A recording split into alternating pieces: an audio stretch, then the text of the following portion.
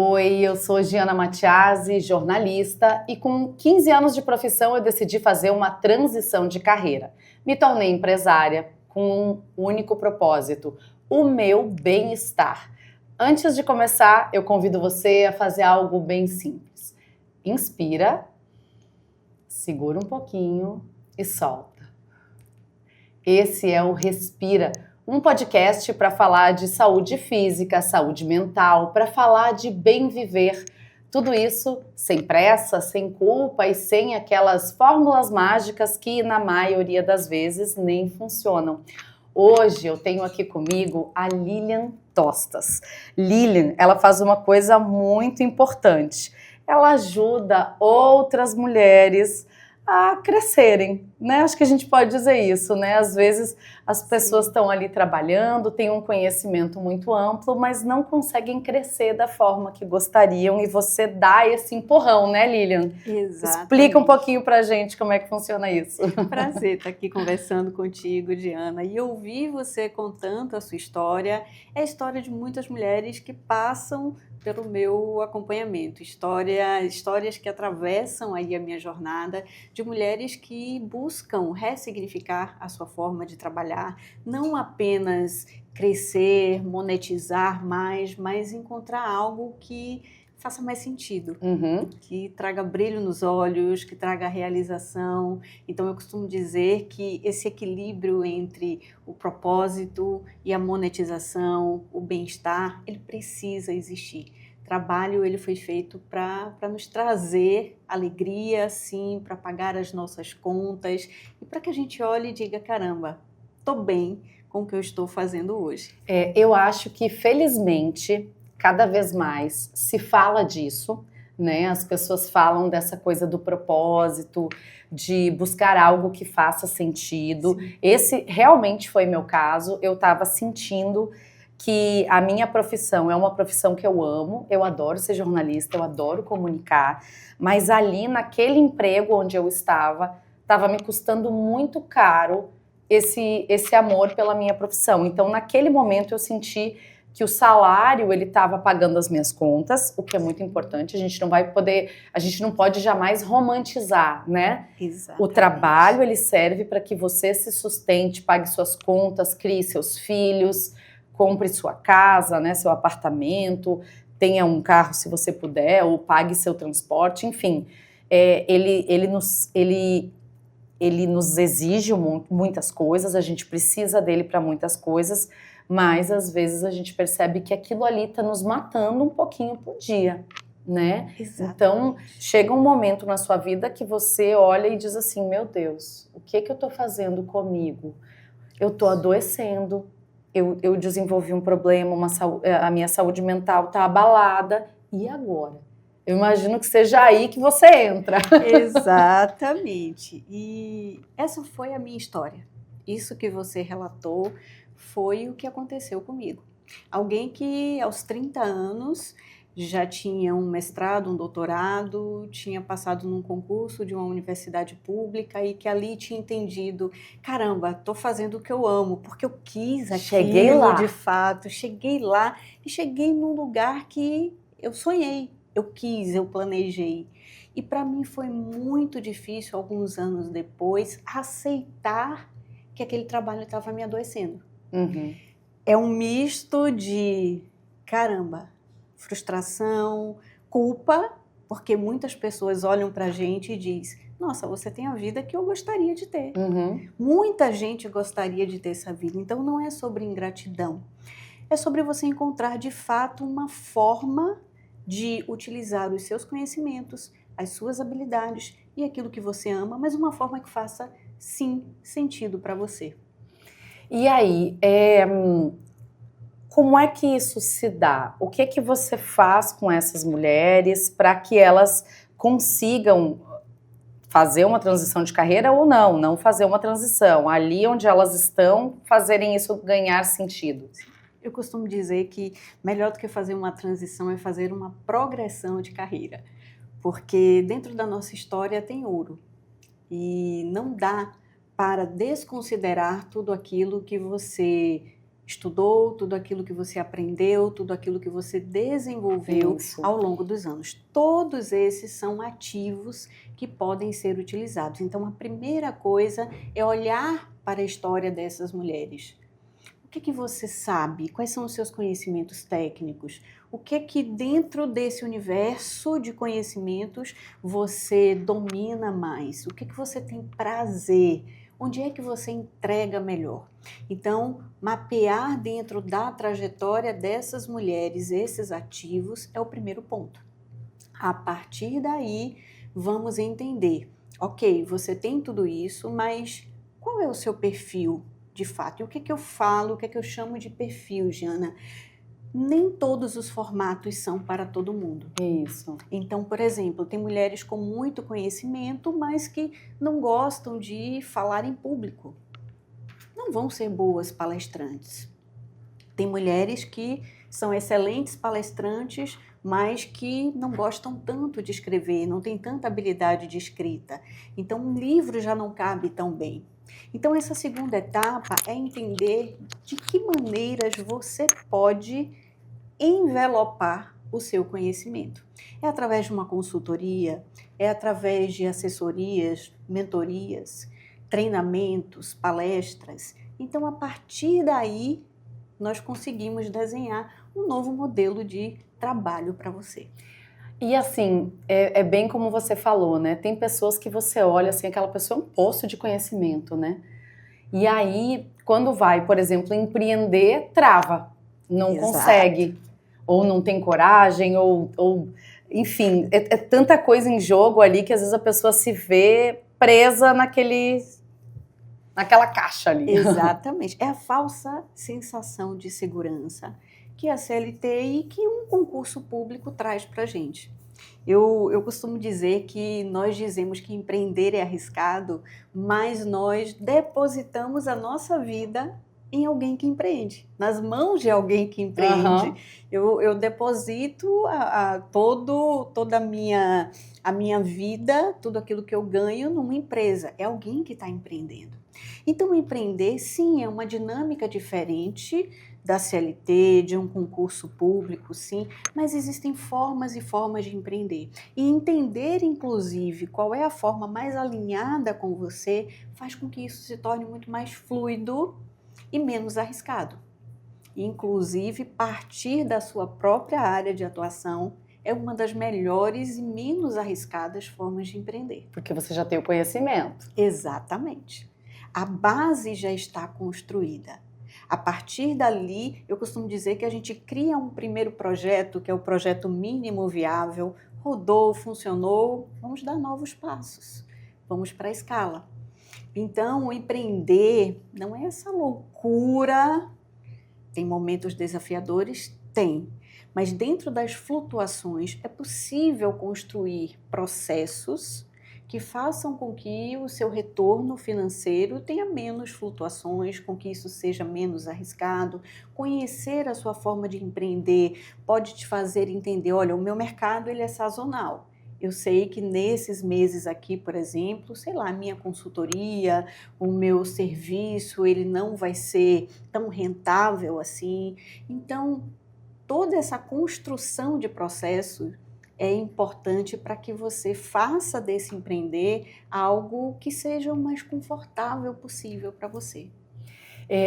Você estava falando uma coisa e eu me lembrei na hora. Você falou, né, que a gente busca às vezes a segurança do CLT ou, né, da carreira de concurso, né, do concurso público. Meus pais, eles trabalhavam numa empresa, os dois, né, e eles amavam trabalhar nessa empresa, eles nunca imaginaram que eles seriam demitidos, né? Só que os dois foram demitidos juntos, né? Eles trabalhavam juntos. E aí, de repente, eles se viram naquela situação desesperadora, com 2 filhas, sem emprego, né? O que é que vamos fazer a partir daí? Então, eu meio que aprendi de ver os meus pais que nem a CLT vai te dar o conforto. Então, assim, olha, você tá trabalhando numa empresa que é de alguém, e se essa pessoa resolver te desligar, você tá fora. Então, assim, você tem que trabalhar bem em qualquer lugar por você, pelo seu nome. mas não achando que você tá ali pro resto da vida, que você também não tá. Não. Né? Então ela também não vai lhe dar esse conforto todo, a não ser que, né? Estabilidade não existe. É. A estabilidade, esse conceito absoluto não existe. Muitas mulheres que chegam para os meus acompanhamentos relatam: Lilian, eu fui demitida em 3 minutos. Então, um dia você chega, você senta à sua mesa, começa a trabalhar e recebe uma ligação para você se dirigir à sala do RH. Ponto.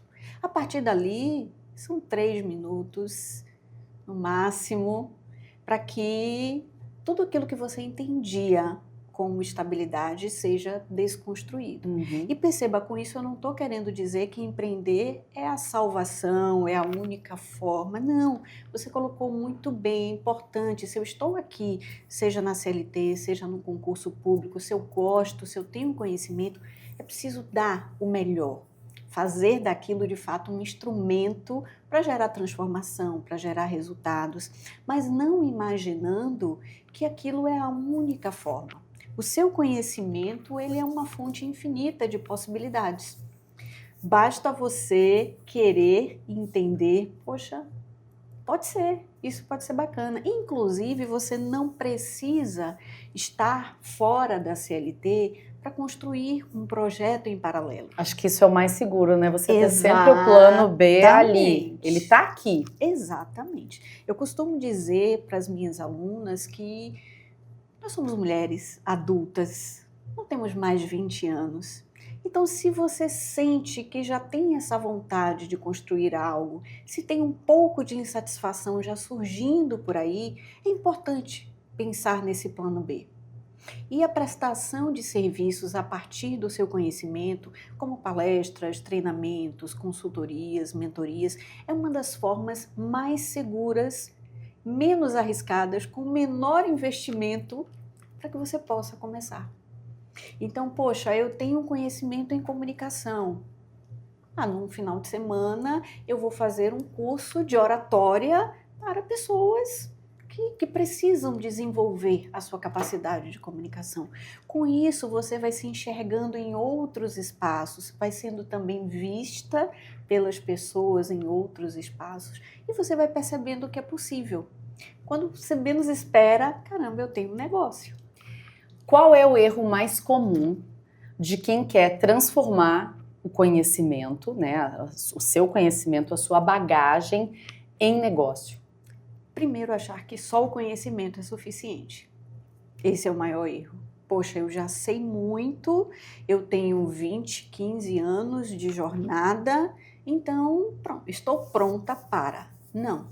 É preciso, de fato, estruturar um negócio. O que eu chamo de estruturar um negócio? Entender quem precisa do seu conhecimento.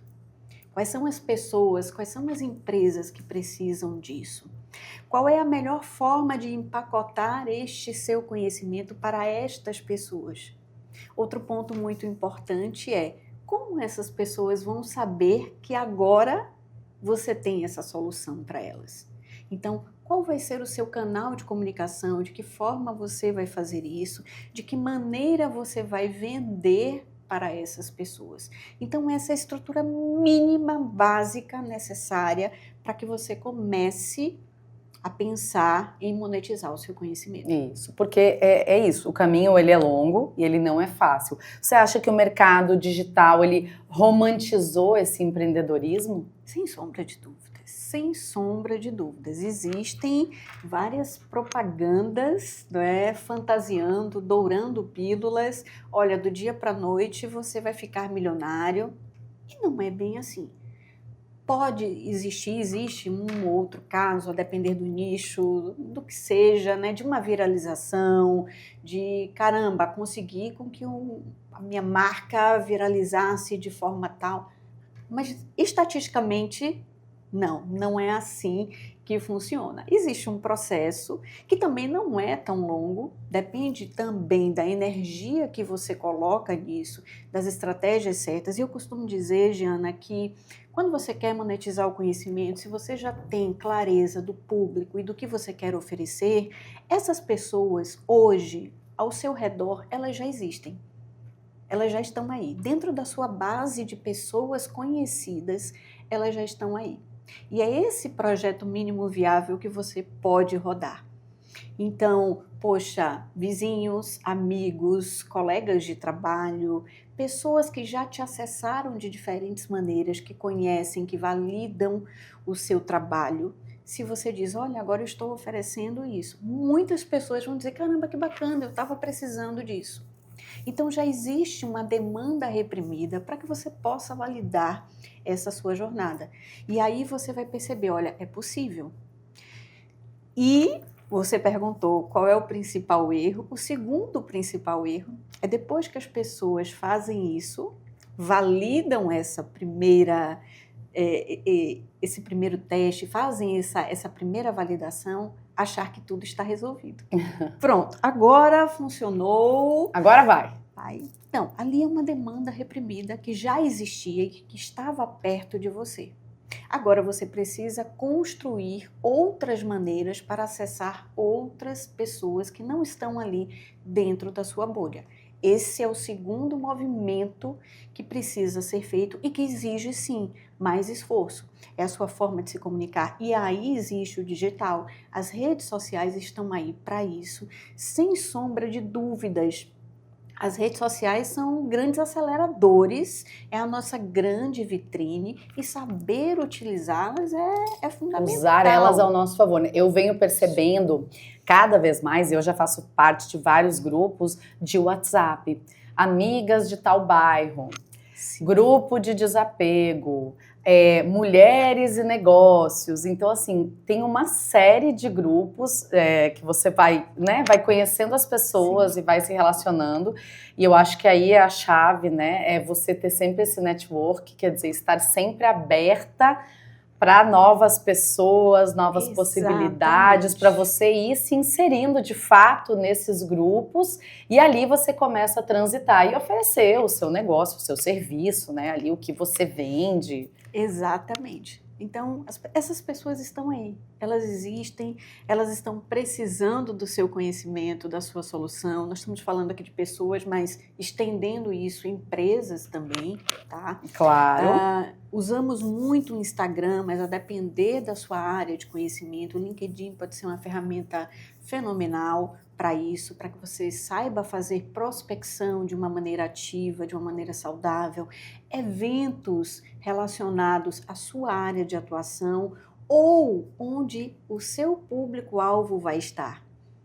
Então, por exemplo, daqui a umas semanas vai ter aqui o Index, né, que é a feira. Tem uma feira de negócios, né? Uma feira de negócios. Então, existem vários nichos que não estão participando diretamente da feira, mas que podem estar ali para fazer networking, para fazer contatos. Então, estar presente nestes eventos é importante. Assim você vai furando a bolha. Quem não sabe se posicionar vira commodity. Exatamente. E quando a gente fala em posicionamento, Giana, é muito não só dizer com clareza o que você faz, mas dizer com muita clareza qual é a transformação que você gera na vida daquelas pessoas, na vida, né, daquela empresa que você vai passar. Então, o que muda depois que eu compro um serviço da Giana? Qual vai ser a transformação na minha vida? A ferramenta poxa, eu vou aprender a me comunicar melhor, enfim, mas tá bom. O que eu ganho? O que essa comunicação melhor vai me agregar? Exatamente. Né? Oferecer o serviço, mas também o resultado esperado, né? Exatamente. Porque muitas pessoas nem sabem que precisam do seu serviço. Alguns são muito óbvios, tá? Mas muitas vezes existem serviços que são prestados e que não são tão óbvios assim, ou o nível de consciência do seu potencial cliente não está tão alto. Às vezes você olha e diz, poxa, essa pessoa precisa do meu serviço, mas ela ainda não está com total clareza. Então, falar com muita clareza sobre a transformação que você gera, comunicar isso em qualquer ambiente que você esteja, seja no on ou seja no offline, é extremamente importante. Então, posicionamento é dizer com clareza o que eu faço, para quem eu faço, como eu faço e por que eu faço. E esse porquê, inclusive, é o nosso diferencial. Por que você faz o que você faz hoje? E muitas vezes eu vou comprar de você não pela transformação que você gera, mas pelos seus valores, pelo seu porquê, por aquilo que você comunica dentro das suas redes. Então vai ser uma questão de afinidade natural. Pessoas compram de pessoas. Então ouvir de você o que te move, o que te fez chegar até aqui, vai me fazer muitas vezes optar por comprar de você e não de outra pessoa que está aqui do lado.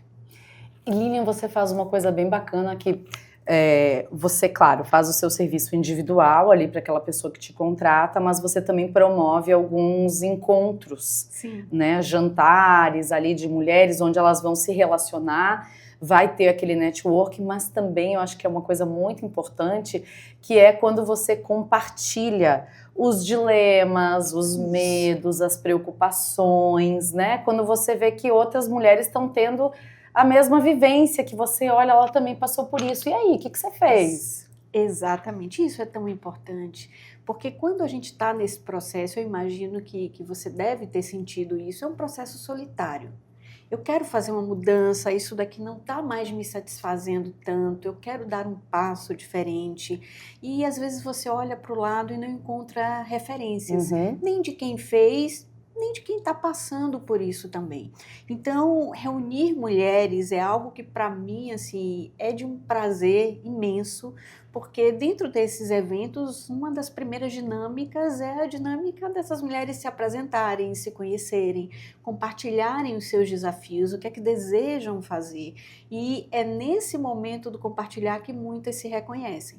E, obviamente, ao longo da minha fala ali nos eventos, essas mulheres vão questionando, vão fazendo intervenções, uma vai contribuindo com a outra, então termina sendo um crescimento em conjunto. Isso traz um senso de pertencimento, traz um senso de, poxa, caramba, eu não estou passando por isso sozinha, o problema não sou eu. Isso é muito bom. É, porque é desafiador. É como a gente estava falando, muitas vezes as pessoas romantizam o empreendedorismo, romantizam essa jornada do... Mas assim, você tem contas para pagar. Se não der certo, o que eu vou fazer? Eu não tenho como chegar lá na conta de energia e dizer, olha, esse mês eu não vou poder, porque assim, não vendeu direito o meu produto. Eu estava com uma ideia, mas não deu certo. Mas não deu. Né? E aí? Exatamente. Então tem esse medo muito grande, principalmente quando você tem filhos, quando você está ali, né, com uma série de coisas, o que é que eu faço? Então enfrentar isso dá medo e é difícil. A gente vive também num país... Para você ser empreendedor, você é muito guerreiro, né? A gente tem uma série de impostos a pagar, a gente tem uma série de coisas a fazer que são desafios que você enfrenta todos os dias. E que ninguém ensina, né? A universidade não ensina, e digo isso eu como pessoa que vive a universidade também, e eu sei que a universidade não dá conta de encaminhar de fato as pessoas para tornarem-se empreendedoras, né? Olha, o seu conhecimento, ele tem valor. Então, sim, é muito desafiador e é por isso que eu sempre digo, o melhor cenário, sempre que possível, é você conduzir uma transição em paralelo ao que você tem hoje. Sim. Eu sempre digo que o seu trabalho atual, ele pode sustentar o seu sonho, o seu negócio. Então, fazer isso é, para mim, o cenário ideal. É claro que muitas vezes nesse percurso, Diana, quando você já não está satisfeita com o seu trabalho, quando você menos espera, ocorre um convite para você ir para a sala do RH. Porque quando a gente não está satisfeita, a gente deixa de entregar da mesma maneira. A gente até acha que está ali performando do mesmo jeito, mas a gente muda. A gente muda. Então, é muito comum isso acontecer. Outras vezes é, de fato, a insatisfação chegar no nível tal em que a pessoa realmente termina se precipitando. Olha, eu não aguento mais mesmo e vou jogar tudo pro alto de qualquer jeito, sem um planejamento. Mas porque deixou a insatisfação ali se acumulando.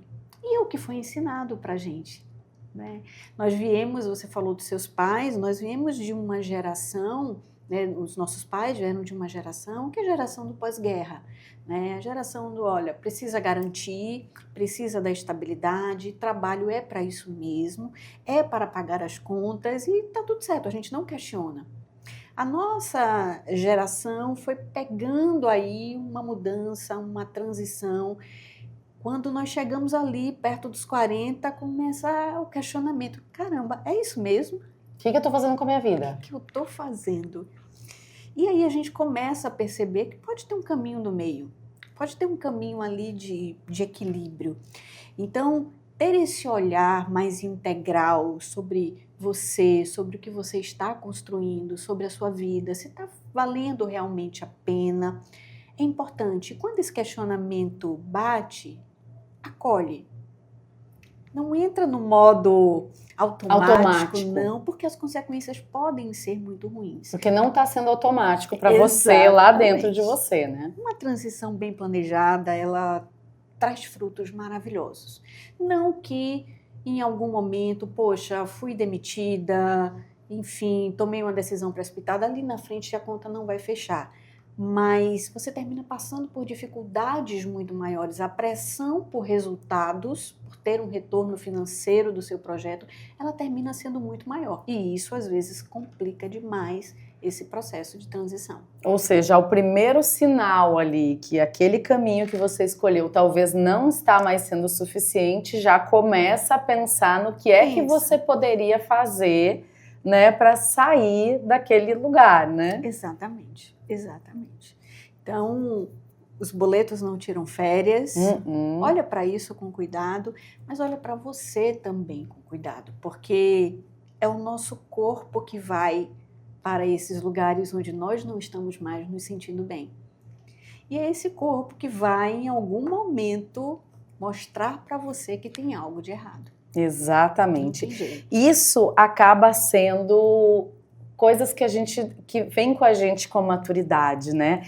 Você falou aí de uma idade, né? E aí eu já tenho aqui também, existe uma força diferente na mulher que empreende, acho que no pós 40 anos, né? Existe. Essa é uma transição, né? O que antes chamavam de crise de meia-idade, né? E ainda existe esse termo, mas de fato, ali próximo aos 40, nós começamos a repensar a nossa vida. 40 é um marco, historicamente é um marco. Se olharmos ali, sei lá, nossas avós, 40 anos era uma mulher que era uma senhorinha. Exato. Acabou a já validade. eram praticamente idosas, exato, né? E isso culminava ali, né, andava junto com a fase onde o período fértil da mulher está deixando de existir, o climatério começando, menopausa chegando, então se não é fértil, não tem mais validade. Essa ideia se consolida muito e se estende para outras áreas. A mulher deixa de ter validade. Então é natural ali, com o passar do tempo, como esse quadro foi mudando, o perfil de nós mulheres foi mudando ao longo do tempo. Uma mulher de 40 anos hoje é completamente diferente de anos atrás, está super ativa, com várias ideias, com muita energia. Nós sim estamos vivendo mais. Se pegarmos aí as estatísticas, vamos viver ali para mais de 70, estatisticamente. Então, caramba, você tem 40 anos, eu vou viver pelo menos, né, estatisticamente, mais de 30. Eu estou praticamente na metade da minha vida, né? Exato. Eu tenho muito pela frente ainda. Você tem muito mais pela frente do que o que você construiu até aqui. Nós começamos a trabalhar ali por volta de maneira geral, por volta dos 20, né? Então tem muito mais tempo pela frente. E muito mais tempo de maneira ativa, saudável. O que vamos fazer com isso? Eu preciso ser produtiva, eu preciso construir algo que faça sentido para mim, que me traga retorno financeiro.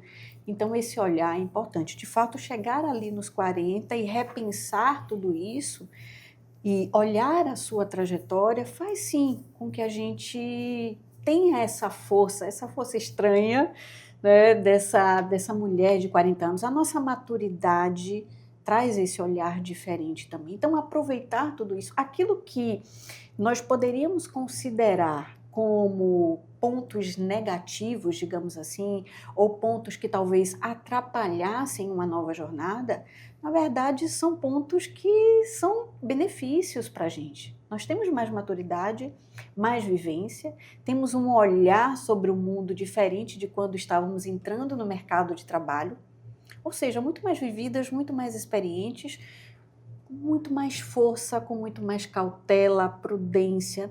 Tudo isso, se nós soubermos utilizar, vamos fazer coisas incríveis aqui na frente. Você acha que o mercado, ele já valoriza ou ele ainda está subestimando essas mulheres pós-40, pós-50? Ele está aprendendo a valorizar.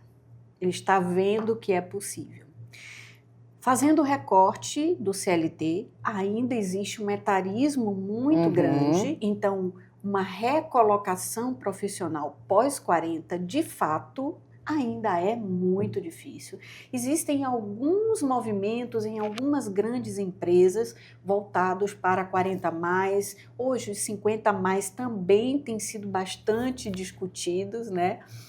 Então, existem algumas empresas que já estão fazendo esses movimentos, mas ainda existe um etarismo muito grande, uma dificuldade de recolocação. Agora, em contrapartida, quando nós olhamos para o empreender, para esse movimento de pegar o que eu quero, o que eu sei e construir algo, existe um número crescente de pessoas, e aí vamos fazer esse recorte aqui de mulheres, que está cada vez mais aumentando e colocando a sua força como empreendedora. Mulheres incríveis se tornando empresárias, gerando resultados maravilhosos pós-40. Porque se a gente pensar bem, vamos lá, a gente começa na fase lá infantil que a gente estuda, aí você chega lá, termina lá o ensino médio, aí você vai para a faculdade, ou seja, até os seus 20 e tantos anos você está ali agregando conhecimento, você está estudando, buscando, como você falou, fez mestrado, fez doutorado, então até os 30 você está ali, estudando, sim, muitas vezes conciliando com o trabalho, sim, mas você está naquela fase de agregar conhecimento. Dos 40 em diante, você já está com uma bagagem grande e aí você já tem toda a sua maturidade ali, ou seja, você está nesse momento na melhor fase, ou seja, não faz sentido você ser vista como alguém que já está diminuindo, não, você agora que está chegando. Uma curva ascendente, exatamente. Eu costumo dizer que, independente de medicalizados ou não, estamos vivendo mais, estamos vivendo bem. Sim. Então, temos muito o que contribuir ainda, sem sombra de dúvidas. Então, esse é um movimento que está só começando. Se pegarmos os números aí de pessoas que estão nascendo e pessoas que estão aí na melhor idade, né? A gente percebe que estamos tendo uma diminuição do número de natalidade, sim, ao mesmo tempo estamos tendo uma crescente ali de pessoas acima dos 70, inclusive esse é um mercado que vai crescer e tem crescido bastante, ainda não entrou no seu ápice, né? As pessoas não sabem ainda o que fazer com as pessoas acima de 70, né? Desde cuidados com saúde, bem-estar, produtos, serviços para essas pessoas. Então, esse é um mercado que também tem crescido bastante. Perfeito. Nesse sentido. Como é que você enxerga assim, o futuro do mercado do conhecimento, né? Porque eu acho que cada vez mais a gente vai falar nisso. Eu costumo dizer que o conhecimento é o maior ativo que nós temos. E quem, de fato, honra esse conhecimento e sabe utilizar, porque, enfim, nós sabemos que ao mesmo tempo em que a internet trouxe coisas muito boas, é um ambiente extremamente perigoso para pessoas disseminarem qualquer tipo de informação, tá? Então, eu acredito de fato que profissionais sérios que estão aí, que têm conhecimento, vão ter muito a contribuir ainda. Sempre existem pessoas que estão precisando do conhecimento de outros. E uma das coisas que esse grupo acima dos 40 tem, e aí fazendo recorte também de homens, pessoas que têm essa maior maturidade, que já têm uma experiência grande de mercado, têm muito a contribuir trazendo soluções para problemas que o mercado está encontrando hoje. Então, enquanto um jovem que entra no mercado de trabalho hoje não tem essa experiência, encontra um determinado problema e não sabe como resolver, alguém mais experiente pode contribuir. Lília, mas não tem vaga no CLT para esse tipo de pessoas, mas as empresas estão contratando consultores. Exato. Sempre. Esses jovens, muitos jovens que estão aí, estão sedentos por conhecimento e por conta própria estão em busca de profissionais que ensinem, de profissionais que tragam para eles uma visão diferenciada. Então, eu vejo esse mercado numa crescente, sim, e quem é bom, de fato, permanece. E quem fica para trás? Que não é sério. Não tem, Giana, como se sustentar por muito tempo, não entregando algo de valor. Vender pela primeira vez para alguém é muito fácil. Agora, manter essa reputação, continuar vendendo, seja para a mesma pessoa, seja para outras, isso é o mais difícil. Então, quem brinca, quem não é sério, quem está aí se aproveitando das necessidades e das dores das outras pessoas, uma hora vai sumir. Então, sem sombra de dúvidas, quem é bom permanece, mas obviamente ser bom aliado a uma estratégia de negócio. Lembrar que o seu conhecimento é um ativo e que você está construindo um negócio. O que custa mais caro? Tentar e errar ou nunca transformar quem você é em algo seu? Nunca transformar quem você é em algo seu. Se isso existe dentro de você, perceba, tem pessoas que podem passar uma vida inteira sem ter esta vontade e está tudo bem. Você não é obrigado a isso. Mas se essa vontade surge e você olha e diz, caramba, será? E se? E se? Custa muito mais do que, olha, tentei e não deu certo. O máximo, o que é que pode acontecer? Vamos reconfigurar a rota. E é isso que eu sempre digo, que é o que a maturidade nos traz. Como eu posso dar este passo com o menor risco possível? Nós temos capacidade suficiente para fazer uma análise de riscos. Se eu for por aqui, tomar essa atitude, o que é que está em jogo, o que é que eu ganho, o que é que eu perco, até quanto e quanto tempo eu posso investir, quanto tempo eu dou para esse projeto me dar frutos. O que é dar errado? Porque muitas vezes as pessoas vão para esta jornada e querem que os resultados aconteçam de maneira imediata e dizem, não deu certo. Para mim, não existe não dar certo. Existem resultados. E resultados a gente analisa, melhora, aprimora, até que a gente possa chegar onde queira. Ou seja, assim, às vezes você não precisa de mais um curso, você precisa de uma direção. Sem sombra de dúvidas. Fazer algumas adaptações ali pelo caminho. Exatamente. Às vezes os ajustes são mínimos. E é uma das coisas que o digital proporcionou e que a gente passou a conhecer depois da pandemia para cá, os acompanhamentos, as mentorias, enfim, ter alguém que passou pelo que você passou e que pode encurtar, de fato, caminhos. Não dizendo que vai ser a coisa mais linda do mundo, mas, isso daí não funciona. Não vai que, dessa forma aqui, pode ser melhor. Vai nesse sentido. Então, os caminhos, eles são mais assertivos e mais rápidos. Buscar apenas a segurança, às vezes, é a maior armadilha. Exatamente. Eu costumo dizer que muitas vezes a gente fica preso na nossa gaiola dourada. Ou seja, se liberte dessa gaiola, seja ela dourada ou não, Exatamente, né? Exatamente. Que dicas, então, para a gente encerrar, né? Para a gente poder, aquela pessoa tá ali nos assistindo, aquela mulher tá ali agora martelando com o que ela ouviu, que dicas você daria, assim, de ouro? Eu costumo dizer que uma das primeiras coisas para você prestar atenção é o que as pessoas costumam te pedir em termos de ajuda.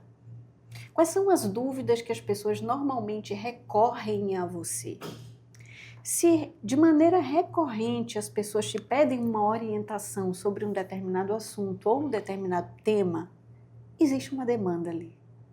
E se você sabe resolver, ó, cruzamento é perfeito. Então, olha para o seu entorno e comece a estar atento para isso.